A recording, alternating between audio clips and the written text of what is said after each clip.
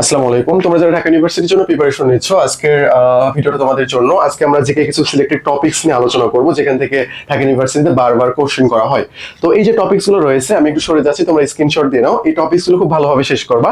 এখানে শুধু এসে এইখানে পার্থক্য হবে পাকিস্তান শাসন আমল বা আমাদের লিবারেশন ওয়ার। এখানে বঙ্গবন্ধু ব্যতীত অন্যান্য ব্যক্তি যে ইনফরমেশনটা আছে এটা ভালোভাবে পড়ে নেবা। অর্থাৎ প্রাচীন বাংলা থেকে শুরু করে আমাদের সংবিধান পর্যন্ত পড়তে হবে, 72 পরবর্তী রাজনীতি পড়তে হবে, যেহেতু ঢাকা ইউনিভার্সিটি এখান থেকে দু একটা কোশ্চেন করে ফেলবে।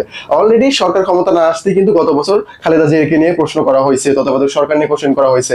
সো এবারও কিন্তু আসতে পারে। তো 72 পরবর্তী যে জিয়াউর রহমানের ক্ষমতা গ্রহণ থেকে শুরু করে ইরশাদ, শেখ হাসিনা, তারপরে আমাদের জোট দলীয় সরকার, এই সবগুলো আমরা একটু ভালোভাবে দেখে নেব।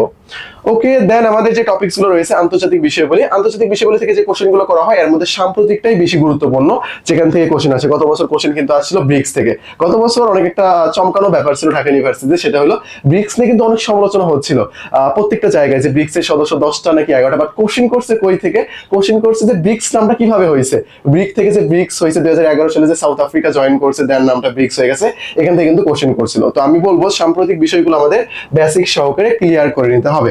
তারপরে বিজ্ঞান, আইসিটি, সাহিত্য, অর্থনীতি, উক্তি, সমাজ রিলেটেড কিছু প্রশ্ন। এখানকার কনসেপ্ট হলো বিজ্ঞান, সাধারণ বিজ্ঞান, নরমাল যে তথ্যগুলো আছে এগুলো পড়তে হবে। আইসিটি সংক্রান্ত তথ্য পড়তে হবে, বিভিন্ন কিছু আবিষ্কার, এগুলো কিন্তু পড়তে হবে। গতবার কিন্তু আসছিল গ্লোবাল ভিলেজ সম্পর্কিত, মানে আইসিটি যে গভীর থেকে কোশ্চেন করা এরকম কিন্তু আসলে না। তো এটা একটা স্ক্রিনশট দিয়ে নাও। এই টপিকস গুলো ভালোভাবে তুমি ক্লিয়ার করে নেবা, দেন হয়ে যাবে। আর সাম্প্রতিক আপাতত স্কিপ করে যাও। সাম্প্রতিকের আমাদের যে খেলাধুলাটা আছে এটা পড়তে হবে, দেন পুরস্কারটা পড়তে হবে।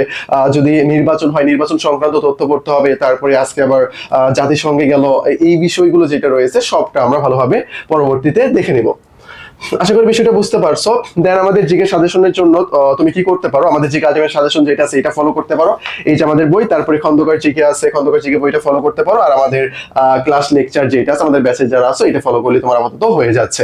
এইটা ফলো করবা। দেন তোমার যেটা অবশ্যই করতে হবে ঢাকা ইউনিভার্সিটির জন্য, Dhaka university question bank, BCS question bank, এই দুইটা কোশ্চেন ব্যাংক ভালোভাবে সলভ করে নেবা।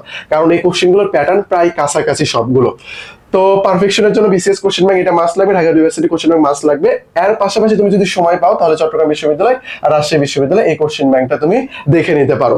তো আমাদের ডেসক্রিপশন বক্সে লিংক দেওয়া আছে একটা গ্রুপে, সেখানে জয়েন হয়ে যাও, যেখানে তুমি ফ্রি ক্লাস, মডেল টেস্ট, ভর্তি পরীক্ষার আপডেট এগুলো তুমি পেয়ে যাবা। আর এই যে টেলিগ্রাম নাম্বার, এই নাম্বারে নক দিয়ে তুমি আমাদের 10টা ফ্রি বেসিক ক্লাস নিয়ে নিতে পারো ইংলিশের আর ঢাকা ইউনিভার্সিটি কোর্স সংক্রান্ত। তুমি যদি চাও তোমার প্রিপারেশনটা আমাদের সাথে করতে, তাহলে ঢাকা ইউনিভার্সিটি এই কোর্সে ভর্তি হয়ে যেতে পারো। যে কোর্সে ভর্তি হলে আমাদের পরবর্তী যতগুলো কোর্স আসবে সবগুলোর জন্য তোমাকে ফ্রি অ্যাক্সেস দেওয়া হবে।